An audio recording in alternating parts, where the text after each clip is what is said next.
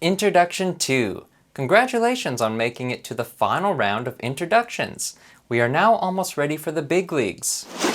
Fun fact, in Japan, baseball is extremely popular. One of the first topics covered in this section is how to take a positive statement and make it negative. Now this is where dewa arimasen comes in. This concept is quite simple. Rather than ending a sentence with des, stating the positive, you simply replace des with dewa arimasen. Take a look at the following example here. Positive, Canada jin desu. I am Canadian. Negative, Canada jin dewa arimasen. I am not a Canadian. Next up we have ka, the Japanese question mark. Adding ka to the end of whatever statement you had just made turns it into a question. 今日は朝ごはんを食べましたか?食べました。何を飲みますか?コーヒーですか?それともお茶ですか? Take a look for yourself. 学生です states I am a student. 学生ですか states the question, are you a student? Next up is your name continued. Congratulations, we have now unlocked the ability to ask for other people's names as well. Here's the phrase, お名前は何ですか? 名前meaning name, o is added to the beginning of name to show more respect. Wa is our handy particle used to mark the main subject of the sentence. Nani meaning what? Desu ka is the sentence ender in the form of a question. Ka. Now, I have a few questions here. In Japanese, if I'm to ask you what your name is, and I said, お名前は何ですか? As nani already means what, does ka need to be there to make it a question? Because what is a question, right? Yeah, you need to put a ka always after after sentences to question. Well, I mean English is different, but English has its own unique form. Then same as Japanese. Japanese always needs to have ka. Even though you are saying nan desu ka or to mean wa is this or doko desu ka or where it is this, you need to always put ka. Ka, easy, isn't it? Hi. How would you ask someone their name in Japanese? Is onamae wa nani desu ka correct? お名前なんですか sounds it could just only work in elementary school, I guess. To me, at least as a Japanese. Because if you kind of ask お名前は何ですか sounds give me your name type things. Just to us a little bit. So instead of that, if you said お名前いただけますか? お名前いただけますか? means may I have your name instead of saying give me your name. Now, one of the biggest challenges I came across within this section was that the first and last names are reversed in the translations from Japanese to English in a sentence. For instance, Watashi no namae wa Tanaka Sakura desu. Turns out to be, my name is Sakura Tanaka. So what is the reason behind this madness? Well, in a Japanese sentence, the last name will appear before the first name. In an English sentence, the first name appears before the last name, hence the word first. Just keep this in mind. When reading a Japanese sentence, first comes the last name, followed by the first. Why in Japanese does the last name always appear first? Is this always the case? I think just because of our history. Long time ago, anything the family member does, that's kind of the rest of people's responsibility too. I think the family as a group was more important for them. So I think just identify themselves by last name maybe made more sense, I think. And in fact, still we just call each other by last name. Most of the case. Well. Would you look at that? A few more particles were snuck in this section, which still have really yet to be clarified. So, allow me, as these got me a few times here. For example, Eigo wa hanasemasu ka? Do you speak English? Wa marking English as the subject. Now look at this example. Eigo ga hanasemasu. I speak English. Ga also marking English as the subject. So, how do we know which particle to use in either case? Here is the general rules passed on from the wise owl within Duolingo itself. Wa is to be used while asking questions, such as, what is your name? Onamae wa nani desu ka? Ga is to be used while making statements, such as, I speak English. Eigo ga hanasemasu. I think it's about time to use my special power of asking a real native Japanese to clarify this subject.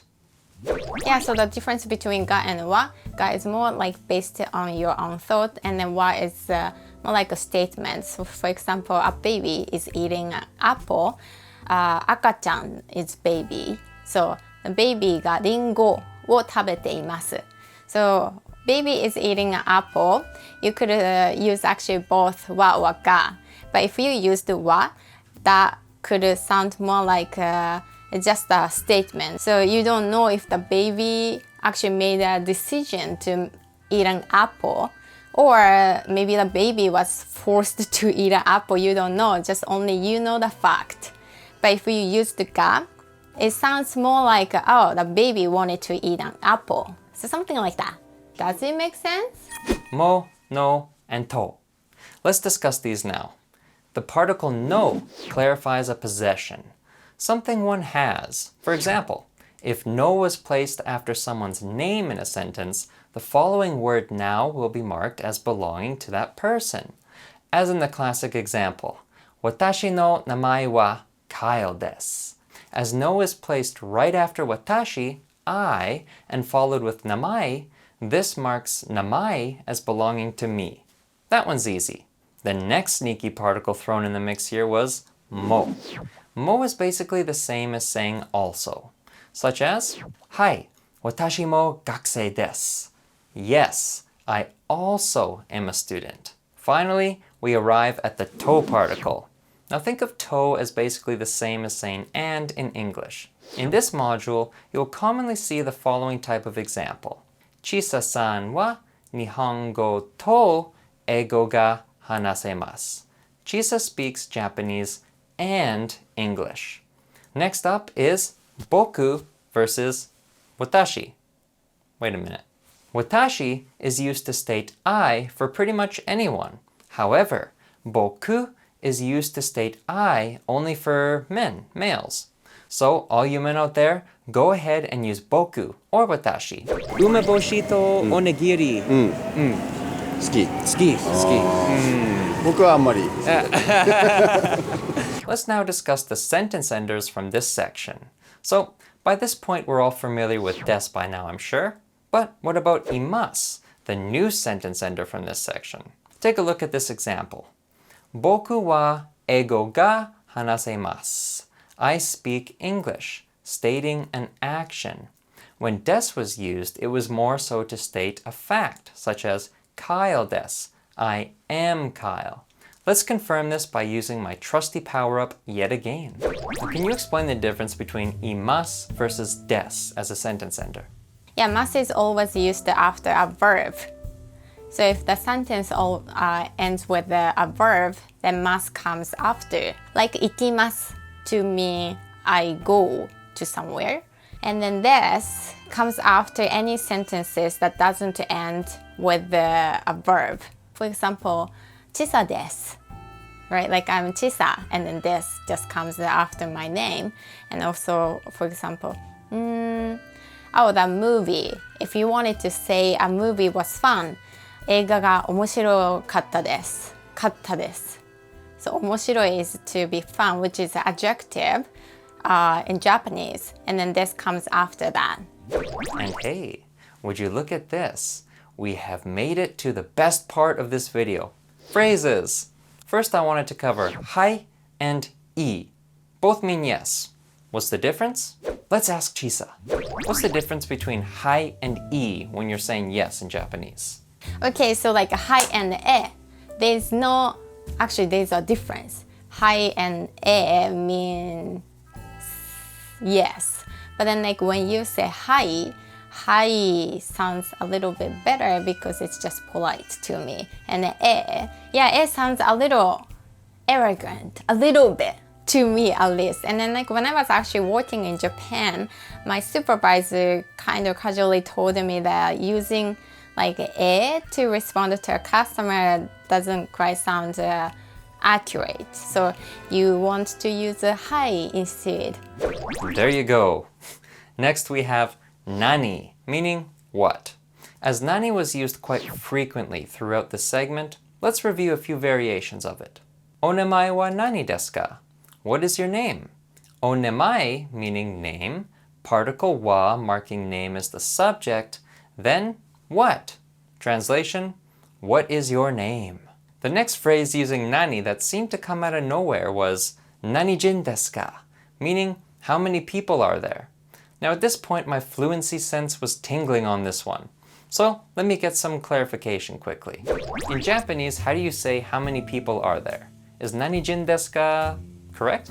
Jin means person, doesn't mean how many. So like whenever you are asking how many people, you need to say nannin. But it's tricky because by kanji, you can use the same kanji for nanijin or nannin. But then like whenever you hear jin, jin is always like kind of showing nationality. And nin is, as far as I remember, just only the number of people. So it's like more like a counter. Let's now go over how to ask how someone is and how to state how you are. O genki desu. Genki means well or good. So when you say o genki desu ka, you are literally just saying, are you well? Remember, o in front shows respect. Genki means well, desu ka makes it a question. So now that the question is thrown out there, how do you respond? To respond to this, you can either say, Ie, genki de wa arimasen. No, I am not well. Ie meaning no, genki meaning well, de wa arimasen makes this negative, of course. So in conclusion, no, I am not well. I'm sorry. Now, let's say you are well, which I hope is the case. You would say, Hai, genki desu. Yes, I am well. Now before we wrap up this phrase, I'd like to take this opportunity to bring in another small phrase that was used throughout this section. Mochiron genki desu. Mochiron meaning of course, and genki desu meaning I am well. So, in conclusion, of course I am well. The next category of phrases covered was how to state what language you speak. I will use ego in my examples, meaning English, as I speak English. So here's how this phrase works. Ego ga hanasemasu. I speak English. Ego meaning English. Ga particle was used to state the subject and to make the statement. Hanasemasu is the verb meaning to speak with the mas sentence ender. Now to turn this statement into a question, all we need to do is switch the ga particle to a wa, as this is no longer a statement, but now rather a question. And to finalize, we will just add that good old Japanese question mark ka to the end, making this phrase officially a question. Ego wa hanasemasu ka? Do you speak English? And that concludes the introduction 2 of the Japanese program from Duolingo.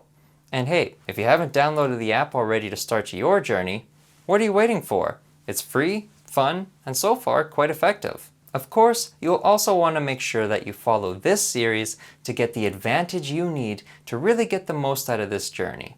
Which brings me to my next point. Have you subscribed to this channel yet? If you're interested to learn more on the subjects covered within this video, such as particles and sentence enders, then check out the links in the description of this video to see some other lessons that I've created that go much deeper on these subjects. And with that said, if you find this series helpful, it would be great if you would leave your comments below, like this video, or share it with others you know who are also trying to learn Japanese. Arigatou gozaimasu for watching this video, and I will see you in the next section of this Duolingo challenge, which will be greetings. I look forward to it.